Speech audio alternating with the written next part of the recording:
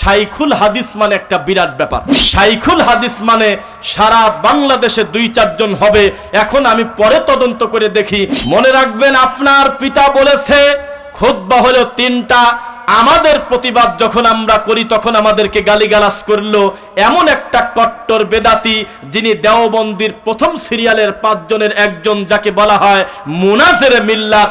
এত বড় বিদ্বানের ঘরে এমন একটা লোক আল্লাহ তৈরি করে দিয়েছে, যিনি বলেছে জুমার খুতবা হবে 2টা। সুবহানাল্লাহ। শোনেন, যারা বলে আকীদা মানহাজ বলে কিছু নাই, তারা ভণ্ড। মনে রাখেন, আকীদার যুদ্ধের চাইতে বড় যুদ্ধ পৃথিবীতে হতে পারে না।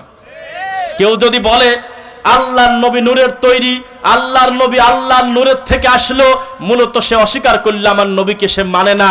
আর যারা বলবে নবী মাটির মানুষ, তার পিতা ছিল মাতা ছিল, সম্মানের দিক থেকে তিনি সবার ঊর্ধ্বে, তবে তিনি আল্লাহর বান্দা, এই আকীদা আমরা পোষণ করি। মনে রাখবেন, এই সমাজে মানুষ বাড়াবাড়ি করতে করতে মানুষকে আল্লাহর আসনে বসিয়ে দেয়। তার একটা মাত্র কারণ, কিছুদিন আগেও আমি মনে করতাম শাইখুল হাদিস মানে একটা বিরাট ব্যাপার। শাইখুল হাদিস মানে সারা বাংলাদেশে 2-4 জন হবে। এখন আমি পরে তদন্ত করে দেখি, যে কোনো মাদ্রাসায় যে হাদিস পড়ায় ওই বলে শাইখুল হাদিস।